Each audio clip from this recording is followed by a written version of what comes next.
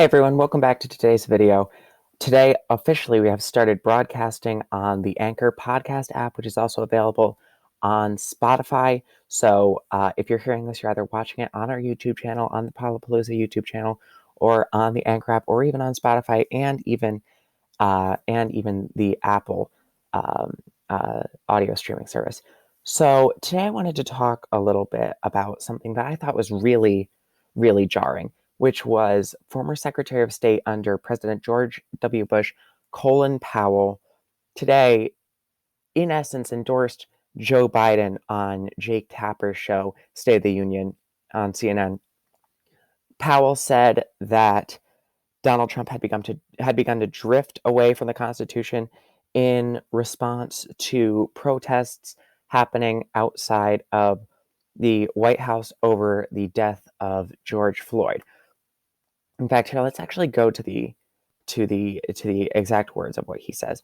Colin Powell said that Trump, quote unquote, lies all the time, has drifted away from the United States Constitution and poses a danger to American democracy.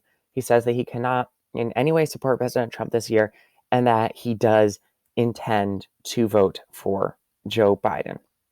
So, this is really striking for a lot of reasons. It's not commonplace for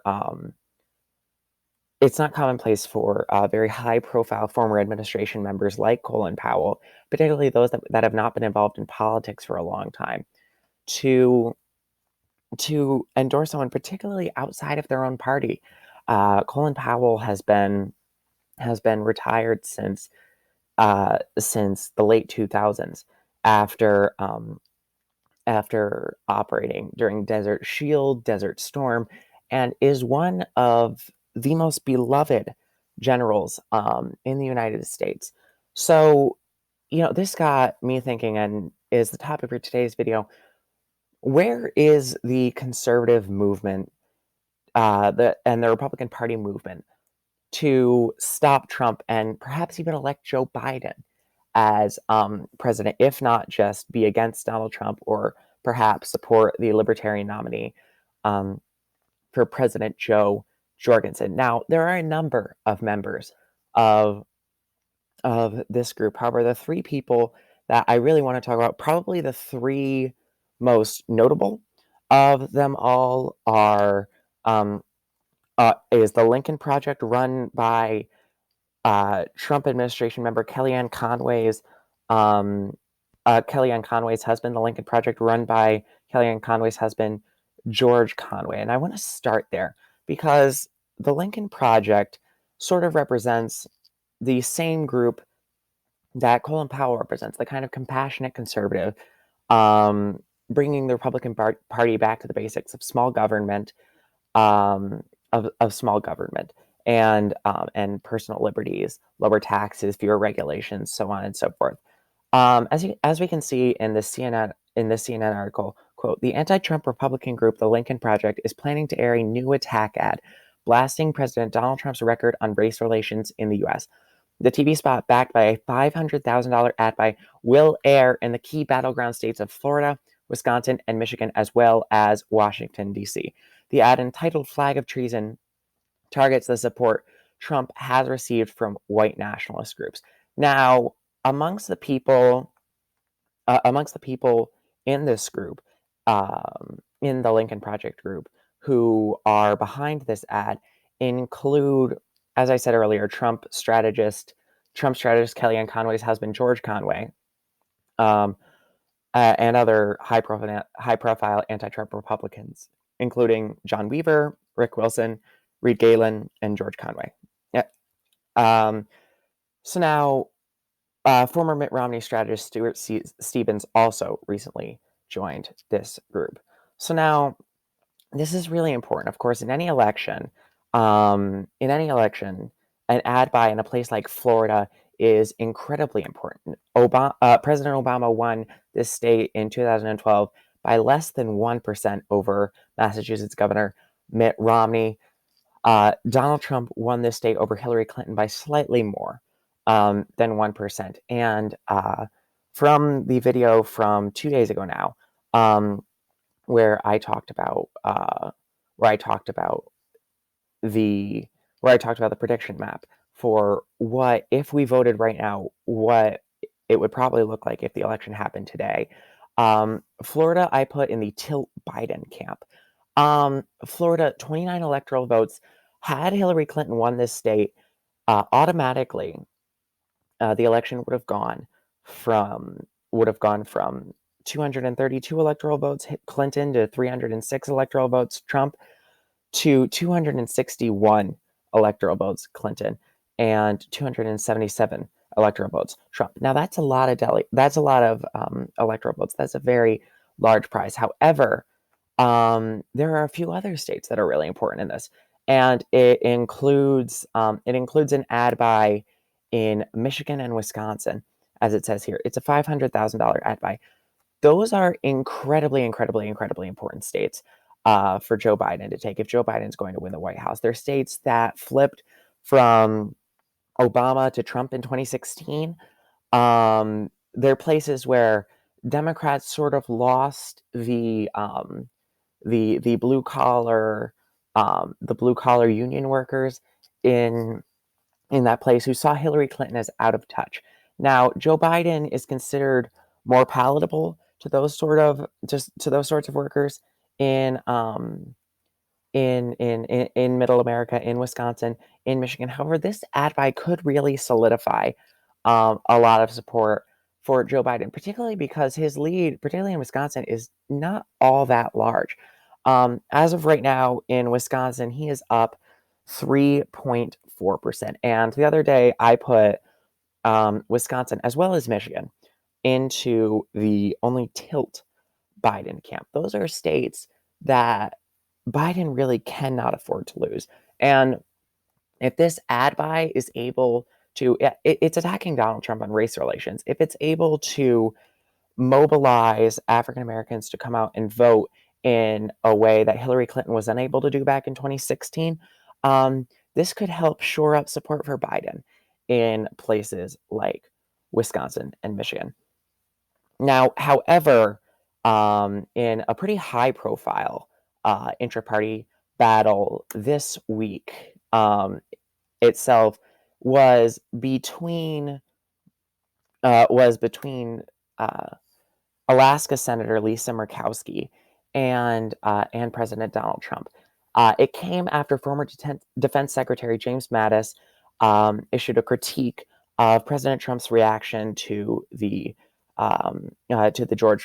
protests surrounding the death of George Floyd. Murkowski said, quote, "When I saw General Mattis's comments yesterday, I felt like perhaps we are getting to a point where we can be more honest with the concerns that we might hold internally and have the courage of our own convictions to speak up. And so I'm working as one individual to form the right words, knowing that these words really matter. So I appreciate General Mattis's comments." Now, Trump responded to Murkowski saying, quote, "Few people know where they'll be in 2 years from now, but I do. In the great state of Alaska, which I love, campaigning against Senator Lisa Murkowski. Get any candidate ready, good or bad. I don't care. I'm endorsing. If you have a pulse, I'm with you," said Donald Trump on his Twitter recently. Now, Susan Collins is not from a very large state. She's from Alaska, and that state will almost certainly go to President Trump unless some bizarro event happens.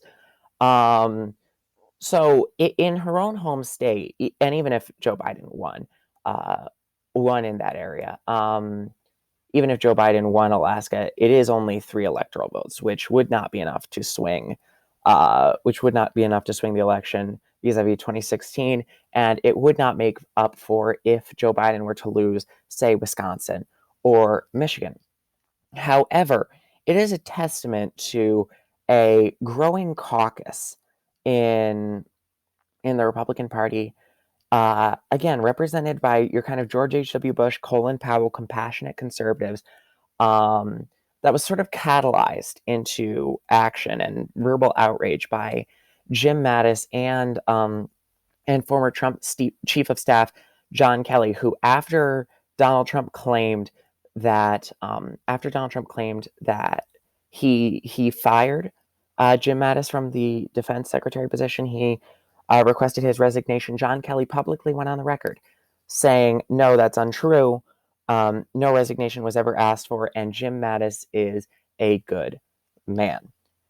Now, in the fallout to this, Mitt Romney, senator from Utah and 2012 Republican nominee for president of the United States, called Mattis's statement, quote, stunning and powerful, referred to Jim Mattis as an American patriot and an individual whose judgment he respected. Now, Mitt Romney was the only the only Republican senator to support an article of impeachment against Donald Trump. It was the article of impeachment that accused Donald Trump of abuse of power, not of obstruction of Congress. Now, again, much like Lisa Murkowski,